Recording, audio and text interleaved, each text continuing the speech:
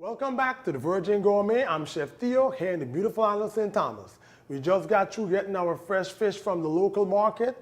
We got some coconuts from the roadside vendor. Now we're in the kitchen. Today we're going to be making our banana spiced rum upside down bread pudding.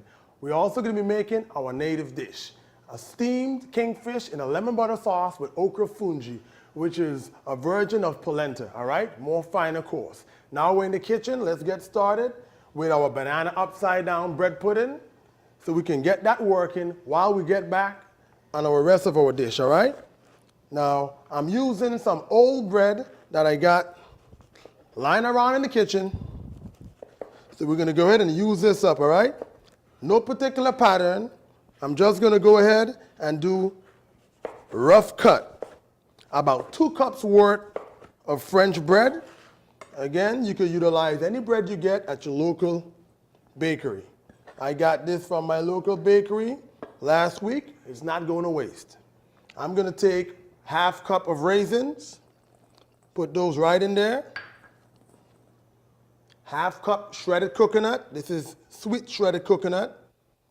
Locally, you can get a shredded coconut freshly grated, or in this case, I got these from the local grocery. ½ cup of brown sugar. And the reason I'm using brown sugar, the molasses is still in the sugar, it's full body, it's a lot of fun, all right? The flavor is definitely more intense with the use of brown sugar. I'm incorporating all of these ingredients. And while I work these together, what I'm gonna do, take 2 cups of whole milk, pouring it right in there, so you can take in all of the flavors that we added. A teaspoon fresh cinnamon. Let this work. Now is where the flavors start to come to life. So this is a dish that you can get your kids helping you on, all right? They want to get them in the kitchen. This is a junior chef task right here, right? So let's let this work. Now the bread starts to take in all of the flavors. We set this aside. While this is resting, we let it rest for at least 10 minutes. Let's get started with our topping, all right? The topping today, we're using our grated bananas. In the Virgin Islands, we grate our bananas. Typically, we utilize bananas in its green state, just like these right here. Those are utilized in our stews, soups, even as side dishes, all right? Steamed provisions. So I'm gonna take the banana and just cut it on a bias. Again, no particular manner. We're cooking for friends, and we wanna make sure that they're all happy. Let's get our stuff out of the way. Now we got our banana cut. We're gonna go ahead. I have a medium-sized saute pan. It's been conditioning for 5 minutes. You hear that? Now you know your pan is nice and hot.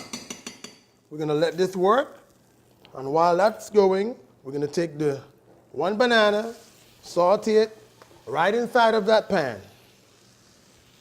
And while this is sauteing, this is a very quick task.